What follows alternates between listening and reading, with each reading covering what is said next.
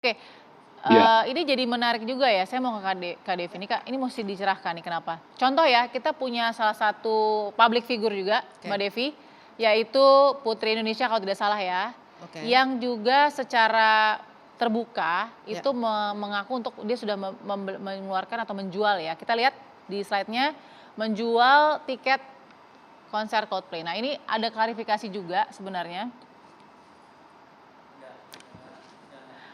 Mungkin bisa dibaca ya, ini klarifikasi dari Putri Indonesia, salah satu peserta Putri Indonesia.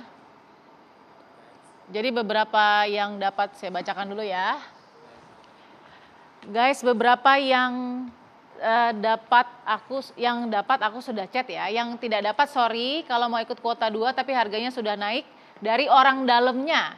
Jadi buat yang mau aja ya nanti aku share price list. Artinya ini bukan datang dari tiket ini bukan milik dia tapi dia menjual kembali. Nah, ini ada berikutnya ada habis ya kuota 2 cuman ada 100 tiket. Sorry, terima kasih. Artinya dia menjadi calo gitu kan. Kasarnya begitu ya. Ada lagi? Oh, ini adalah bukti ya.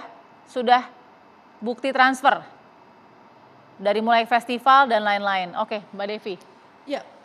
Di Inggris ada Duke University, mereka udah bikin penelitian soal bagaimana animo orang nonton konser. Memang katanya setelah 24 jam dijual, 20%-nya itu udah langsung masuk ke market gelap lah gitu ya.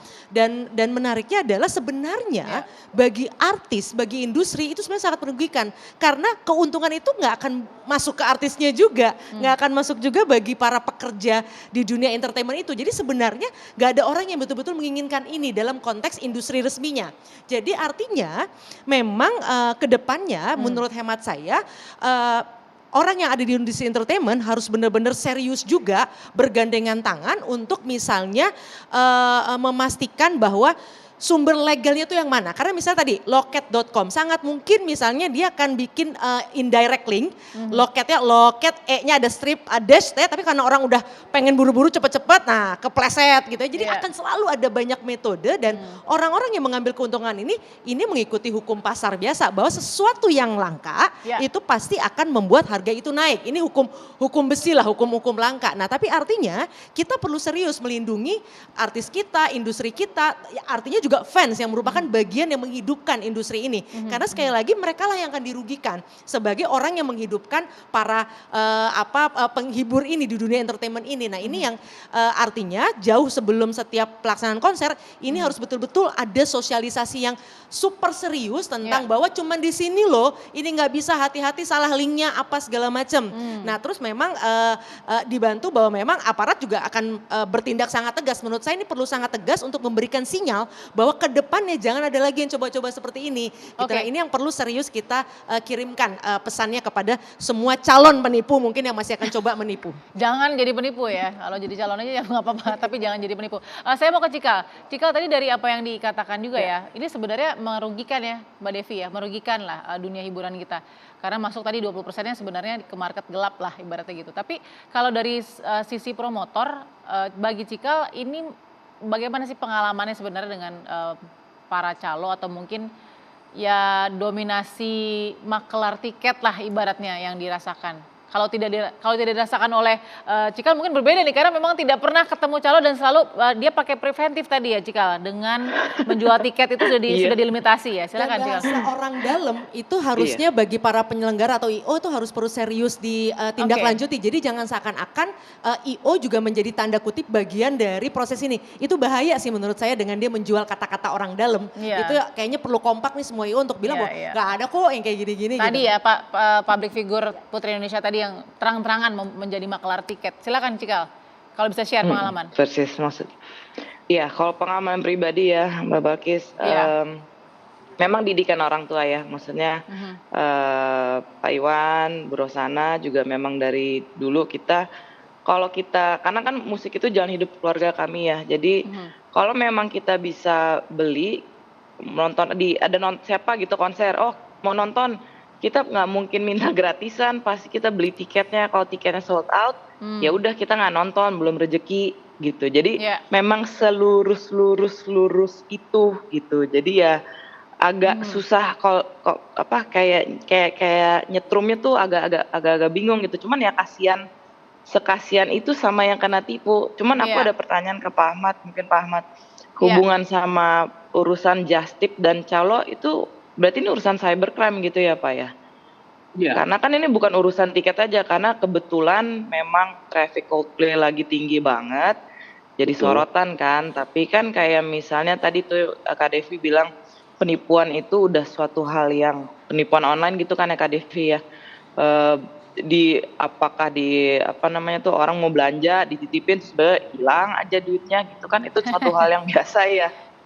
Apa ini karena jadi rame gara-gara apakah nanti kelanjutan ke depannya beneran akan diseriusin buat orang-orang yang menjadi just tip itu akan menjadi legal yang lebih keras lagi gara-gara ini, atau gimana menurut Bapak ke depannya kira-kira buat kita? Silakan Pak Ahmad.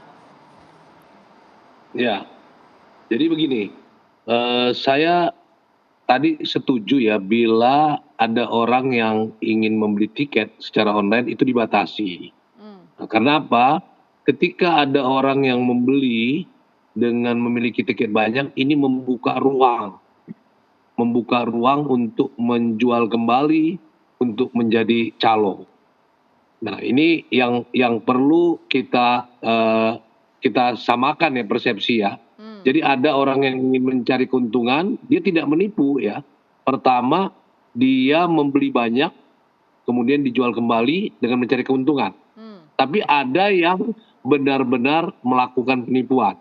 Dia membeli, kemudian memposting. Ini contoh tiketnya. Tetapi pelaksanaannya dia tawarkan ke orang, orang transfer, tapi dia tidak transfer tiket. Ya. Jadi ada dua hal yang berbeda ya. Satu ingin mencari keuntungan dari kelebihan harga tiket, dan satu lagi benar-benar melakukan penipuan ya. Nah ini kami ingin bekerja sama dengan promotor ya, memberikan pencerahan, memberikan penyampaian kepada masyarakat luas agar tidak ada tiket yang dibeli selain tempat ini, atau misalnya tadi loket.com gitu. Kemudian ada batasannya, satu orang beli tiket berapa.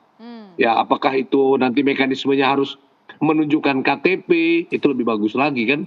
Kalau ada KTP, ada NIK, ketika ada seseorang yang membeli lagi, mungkin sudah terintegrasi, oh nomor NIK ini sudah pernah beli, jadi nggak bisa double gitu. Oke, Pak Ahmad. Tapi Tadi, ya, kalau sudah ya, sebelum Ya, kita Mbak. sebelum kita jeda tadi pertanyaan dari Cikal soal setelah fenomena tiket war Coldplay ini yang menimbulkan korban calo, korban pinjol dan lain-lain, apakah nanti akan ada ketegasan juga soal calo dan lain-lain? Agak sensitif nih Pak, tapi saya harus tanya tadi pertanyaan dari Cikal. Tentu kami ingin membuat efek jera kepada pelaku. Oke. Ya, efek jera terhadap pelaku tersebut dan juga orang-orang yang ingin atau punya niat melakukan hal yang sama. Loh, ternyata hukumannya berat juga. Ternyata aparat penegak hukum tidak main-main. Jadi kita harus tegas, setegas-tegasnya dalam rangka penegakan hukum terhadap kasus penipuan online ini. Baik Pak Ahmad, saya masih ada pertanyaan lagi tapi kita harus jeda dulu. Baik dari Angelika dan juga Devina, dan Kak Devi sesaat lagi di Perempuan Bicara.